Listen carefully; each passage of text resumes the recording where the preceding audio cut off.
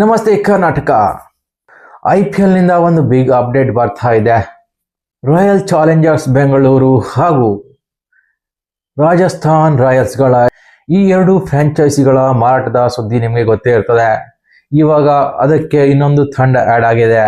ಈ ತಂಡದ ಕೆಲವೊಂದು ಶೇರ್ಸ್ಗಳನ್ನು ಮಾರಾಟ ಮಾಡುವಲ್ಲಿ ಆ ಫ್ರಾಂಚೈಸಿಗಳು ಮನಸ್ಸು ಮಾಡಿದಾವೆ ಅಂತ ಕೆಲವೊಂದು ನ್ಯೂಸ್ ಬರ್ತಾ ಇದೆ. ಹೌದು, ಇದು 3 ಬಾರಿಯ ಚಾಂಪಿಯನ್ ತಂಡವಾದ KKRನ ವಿಷಯವಾಗಿರ್ತದೆ. KKR ತಂಡ ಏನಿದೆ ತನ್ನ ಸ್ವಲ್ಪ ಮಟ್ಟಿನ ಶೇರನ್ನು ಮಾರಾಟ ಮಾಡಲು ನೋಡ್ತಾ ಇದೆ ಅನ್ನುವ ಸುದ್ದಿ ಬರ್ತಾ ಇದೆ. ಮೂಲಗಳ ಪ್ರಕಾರ KKR ತಂಡದ ಮೆಹ್ತಾ ಗ್ರೂಪ್ ಏನಿದೆ ಅವರು ಸ್ವಲ್ಪ ಮಟ್ಟಿನ ಶೇರ್ಗಳನ್ನು ಮಾರಾಟ ಮಾಡಿ ಬಂಡವಾಳವನ್ನು ಹೊಂದಿಸಲು ನೋಡ್ತಾ ಇದ್ದಾರೆ ಅಂತ ವಿಷಯ ತಿಳಿದು ಬರ್ತಾ ಇದೆ. ಇನ್ನು KKR ತಂಡದ ವಿಷಯ ನೋಡೋದಾದರೆ night Riders sports private limited ಅಡಿಯಲ್ಲಿ KKR ತಂಡವನ್ನು 2008ರಲ್ಲಿ ಸ್ಥಾಪಿಸಲಾಯಿತು.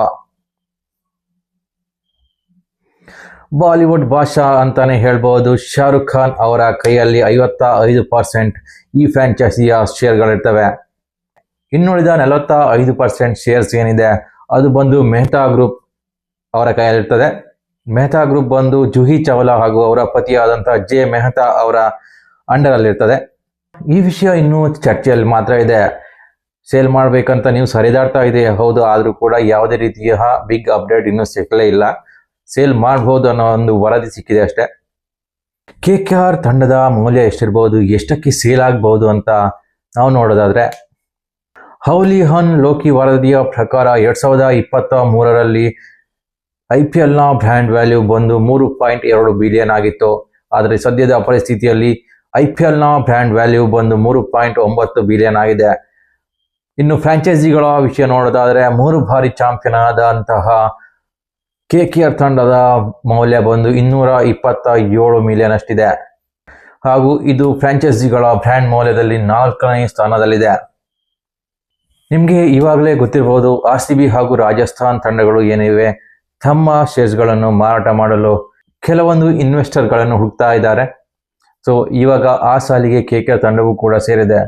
ಯಾಕೆ ಈ ಬೆಳವಣಿಗೆ ಆಗ್ತಾ ಇದೆ ಅಂತ ನೋಡೋದಾದ್ರೆ ಇಂಡಿಯಾದಲ್ಲಿ IPLನ ವ್ಯಾಲ್ಯೂ ದಿನ ಹೆಚ್ಚಾಗ್ತಾನೆ ಉಂಟು. IPL ನೋಡುವವರ ಸಂಖ್ಯೆನೂ ಕೂಡ ದಿನ ಹೆಚ್ಚಾಗ್ತಾನೆ ಇದೆ. IPL ಇಂಡಿಯಾದಲ್ಲಿ ಒಂದು ಹಬ್ಬನೇ ಅಂತ ಹೇಳ್ಬೋದು. ಇಂಡಿಯಾದಲ್ಲಿ ಕ್ರಿಕೆಟ್ ಅಷ್ಟರ ಮಟ್ಟಿಗೆ ಬೆಳವಣಿಗೆ ಹೊಂದಿದೆ.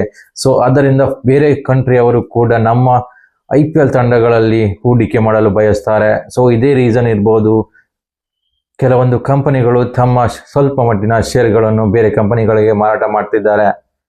ಇದರಿಂದ ಜಾಗತಿಕ ಮಟ್ಟದಲ್ಲಿ ತಮ್ಮ ಬ್ರ್ಯಾಂಡ್ ವ್ಯಾಲ್ಯೂವನ್ನು ಹೆಚ್ಚಿಸುವಲ್ಲಿ ಈ ಫ್ರಾಂಚೈಸಿಗಳು ಸಕ್ಸಸ್ ಆದರೂ ಆಗ್ಬೋದು. ಈ ಮಾರಾಟದ ಪ್ರಕ್ರಿಯೆಯನ್ನು ಇನ್ವೆಸ್ಟ್ಮೆಂಟ್ ಬ್ಯಾಂಕ್ ನೊಮುರಾ ಇದು ವಹಿಸಿಕೊಂಡಿದೆ. ಇದು ಯಾವಾಗ ಬರಬಹುದು ಅಂತ ಹೇಳಿದ್ರೆ ಮೇ ಬಿ 2026 ಜನವರಿ ಫೆಬ್ರವರಿಯಲ್ಲಿ ಬರಬಹುದು ಅಂತ ಹೇಳಲಾಗ್ತಿದೆ. ನೋಡೋಣ. RCBಯ ವಿಷಯ ಉಂಟು, ಹಾಗೆಯೇ ರಾಜಸ್ಥಾನ್ ಕೂಡ ಇದೆ. ಅದರ ಸಾಲಿಗೆ ಇವಾಗ KKR ಕೂಡ ಸೇರಿದೆ. ನೋಡುವ ಯಾವ ಫ್ರಾಂಚೈಸಿಗಳು ತಮ್ಮ ಶೇರ್ಗಳನ್ನು ಸೇಲ್ ಮಾಡ್ತಾರೆ ಅಂತ ಕಾದು ನೋಡಬೇಕಾಗಿದೆ. ಈ ಮಾಹಿತಿ ನಿಮಗೆ ಇಷ್ಟವಾದಲ್ಲಿ ನಮ್ಮ ಚಾನಲ್ನ ಲೈಕ್ ಮಾಡಿ, ಸಬ್ಸ್ಕ್ರೈಬ್ ಮಾಡಿ. ನಮಸ್ಕಾರ.